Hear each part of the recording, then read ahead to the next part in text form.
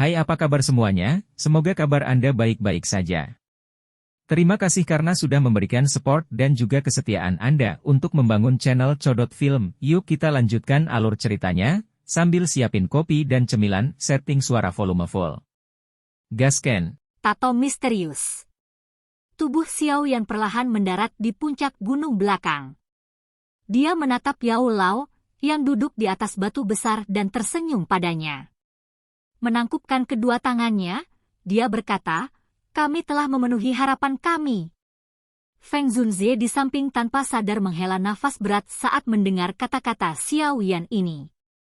Dia mengangkat ibu jari ke arah Xiao Yan dan tertawa, "Bagus. Apa kamu baik-baik saja?" Yao Lao bertanya sambil tersenyum. Bisa diringkas penuh dengan kejutan tapi tidak berbahaya. Xiao Yan merentangkan tangannya dan meringkas masalah di dalam sisa-sisa. Ini adalah aula jiwa lagi, Yao Lao mengangguk sedikit. Rasa dingin melonjak di matanya. Xiao Yan tersenyum. Dia menjentikkan jarinya dan kotak kayu muncul di tangannya. Setelah itu, kotak kayu digantung di langit sebelum mendarat dengan lembut di depan Yao Lao. Itu dibuka secara otomatis. Cahaya keemasan melesat keluar darinya sebelum memperlihatkan bayi itu seperti buah emas di dalam kotak. Ini memang Soul Baby Fruit.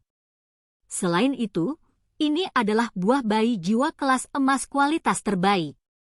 Bahkan dengan ketenangan Yao Lao, matanya tanpa sadar menunjukkan kegembiraan saat melihat buah emas ini. Xiao Yan tersenyum dan mengangguk. Buah bayi jiwa memiliki dua tingkatan. Mereka adalah buah bayi jiwa kelas perak dan buah bayi jiwa kelas emas. Yang pertama memiliki kualitas yang lebih rendah sedangkan yang terakhir memiliki efek obat yang lebih kuat. Buah bayi jiwa yang ditemukan Xiao Yan di dalam hutan kuno adalah tipe yang terakhir. Dengan buah bayi jiwa kelas emas ini, kemungkinan semua esensi aura spiritual yang telah Anda keluarkan akan sepenuhnya terisi kembali. Feng Zunze membelai janggutnya dan tertawa. "Guru, Anda harus melakukan retret hari ini dan mencoba mengisi kembali esensi aura spiritual Anda secepat mungkin. Dengan begitu, kita bisa mulai memurnikan tubuh," kata Xiao Yan. Yao Lao sedikit mengangguk. Matanya melihat ke arah Xiao Yan sebelum dia berbicara dengan lembut, "Anak kecil, apakah kamu merindukan ayahmu?" Xiao Yan terkejut saat mendengar Yao Lao tiba-tiba berbicara tentang hal ini. Segera, dia terdiam. Dia menekan bibirnya dengan erat dan rasa bersalah yang dalam hadir di matanya. Xiao Shan adalah ayahnya. Garis darah yang sama mengalir di dalam tulang mereka. Yang terakhir sangat menyayanginya ketika dia masih muda. Bahkan pada saat dia berada di titik terendah dalam hidupnya, cinta itu tidak berkurang karena alasan apapun. Ini karena mereka adalah ayah dan anak. Dua kata sederhana itu mewakili hubungan darah yang tidak bisa dihilangkan. Jika dia menghitung waktu ketika ayahnya jatuh ke tangan aula jiwa bahkan lebih lama daripada Yao Lao berada di sini. Ketika ayahnya ditangkap saat itu, Xiao Yan hanyalah seorang pemuda yang lembut, yang mengisi Misty Cloud Mountain dengan perutnya yang dipenuhi amarah. Xiao Shan memiliki harapan besar untuk Xiao Yan karena yang terakhir masih muda. Dia akhirnya percaya bahwa Xiao Yan akan mengubah klan Xiao dan membiarkan klan ini, yang terus menurun, untuk benar-benar menjadi kuat. Xiao Yan saat ini telah menjadi ahli tingkat atas yang terkenal di Central Plains. Dengan kekuatan kelas Douzunnya, itu cukup baginya untuk menjadi seperti keberadaan legendaris di dalam kekaisaran Jia Ma.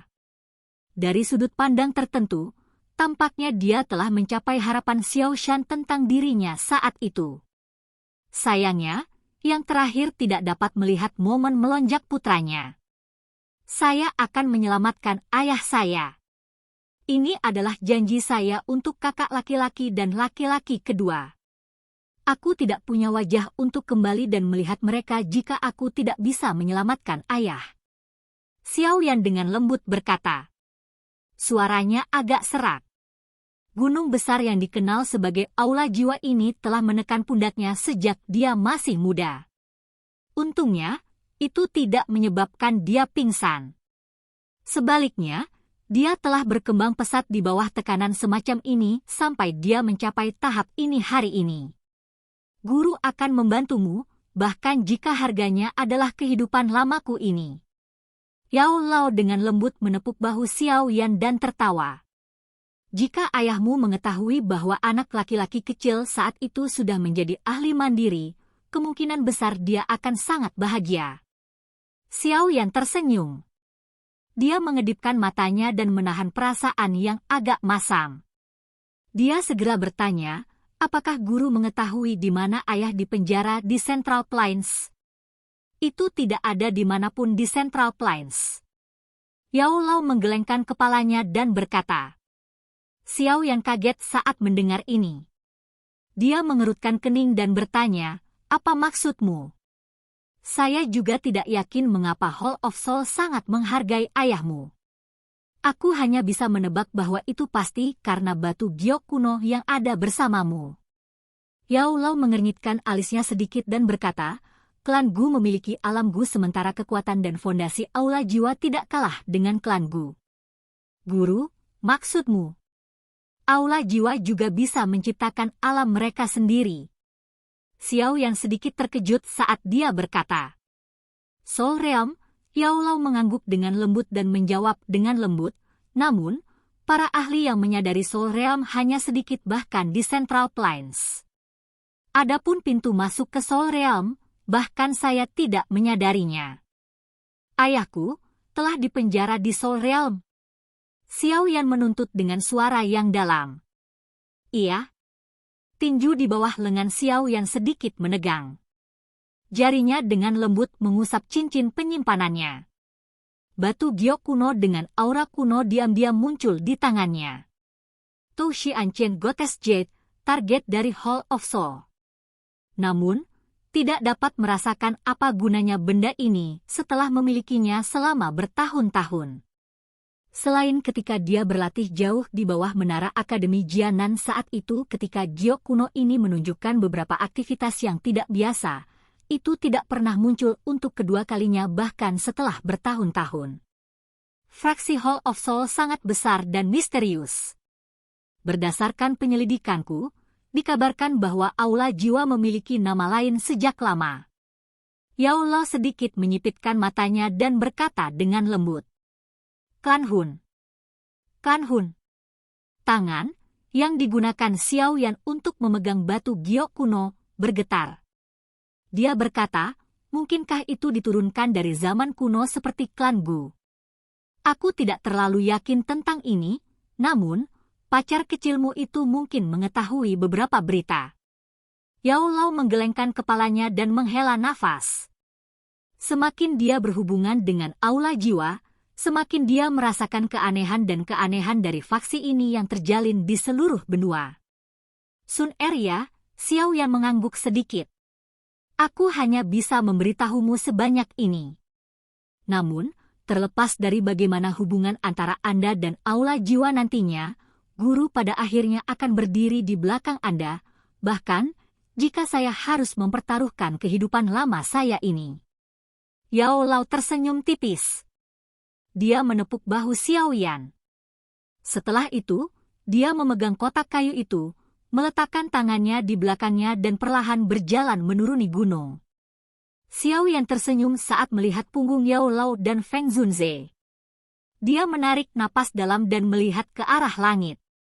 Tekad secara bertahap melonjak di wajahnya. Ayah, tidak peduli seberapa kuat aula jiwa itu, aku tetap akan menyelamatkanmu. Tunggu aku.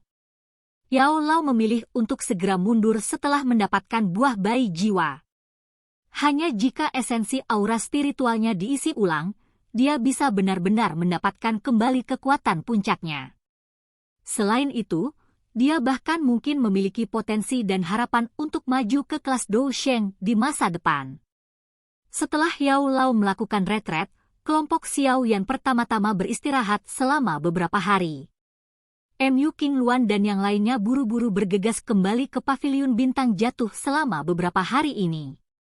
Mereka menghela napas lega ketika mendengar bahwa misinya berhasil. Setelah beristirahat selama beberapa hari dan mendapatkan kembali kekuatan puncaknya, Xiaoyan sekali lagi sakit kepala. Kali ini, sakit kepalanya disebabkan oleh racun di dalam tubuh King Lin. Racun pengikisan jantung Kaisar Pithon adalah racun yang sangat terkenal di Central Plains. Jenis racun ini dikabarkan tidak memiliki penawarnya. Namun, Xiaoyan juga mengatakan bahwa tidak ada racun tanpa penawar di dunia ini. Hanya saja penawarnya belum ditemukan.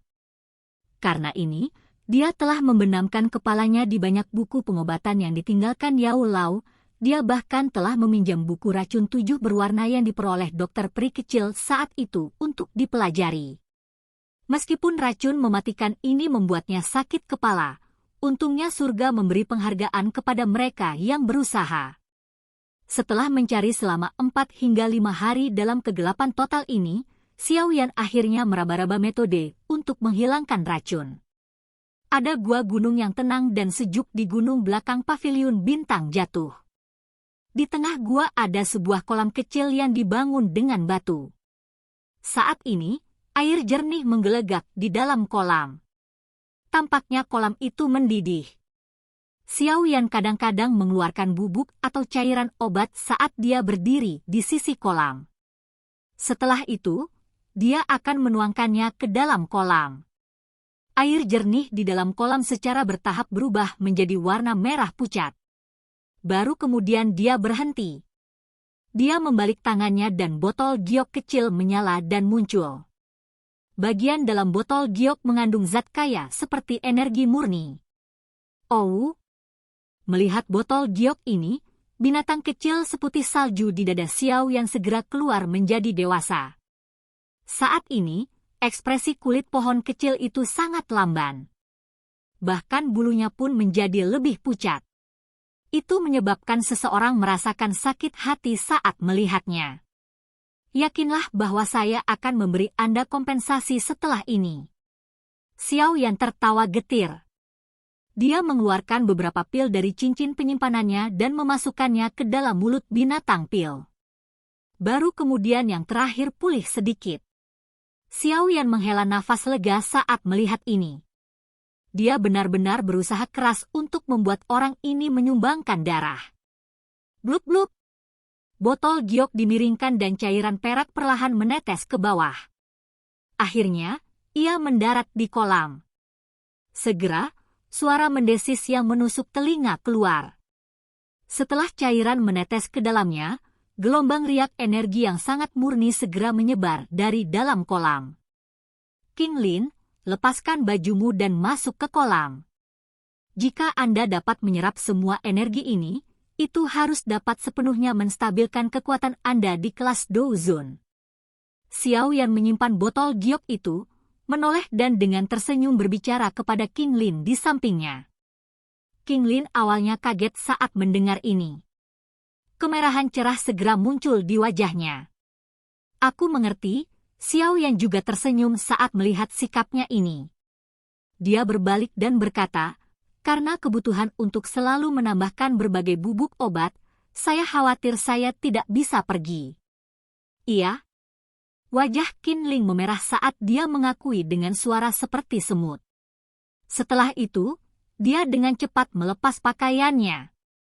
Dengan percikan, dia melompat ke kolam kecil dengan gesit. Xiaoyan menoleh hanya setelah mendengar suara percikan air. Tatapannya melihat ke arah kolam, hanya untuk melihat King Lin hanya menampakkan kepalanya di atas air. Rambut panjangnya menjadi basah dan menempel di wajahnya, menambah pesona yang memikat padanya. Masukkan status latihanmu dan serap kekuatan obat di dalam kolam. Xiaoyan berbicara dengan lembut. Rasa malu dan kecemasan di hati King Lin sedikit demi sedikit melemah saat dia mendengar suara lembut dan lembut dari Xiaoyan. Dia menstabilkan pikirannya saat dia menutup kedua matanya dan perlahan memasuki mode pelatihannya. Xiao Yan sedikit tersenyum saat melihat Qin Ling berhasil memasuki kondisi pelatihannya. Dia baru saja akan bangun ketika matanya tiba-tiba mendarat di punggung mulus yang diekspos Qin Ling di atas permukaan air. Ketika kabut air kolam naik, tato misterius juga samar-samar muncul di punggungnya. Tato ini tampak seperti ular piton besar yang bercokol jika dilihat dengan cermat. Namun, ular piton besar ini tampaknya memiliki 9 kepala.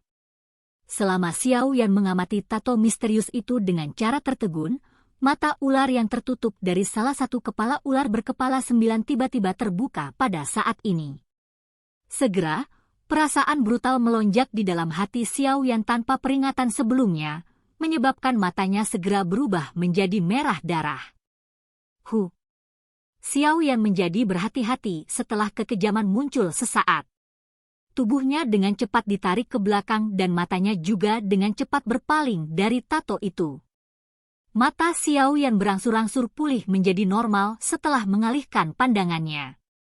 Dia dengan lembut menelan seteguk air liur. Hatinya dipenuhi dengan keterkejutan. Mengapa ada hal ganas di tubuh Qin Ling? Silakan pergi ke. Oke guys, jangan lupa like, comment, share, and subscribe di channel Codot Film. See you next video, peace out and bye-bye.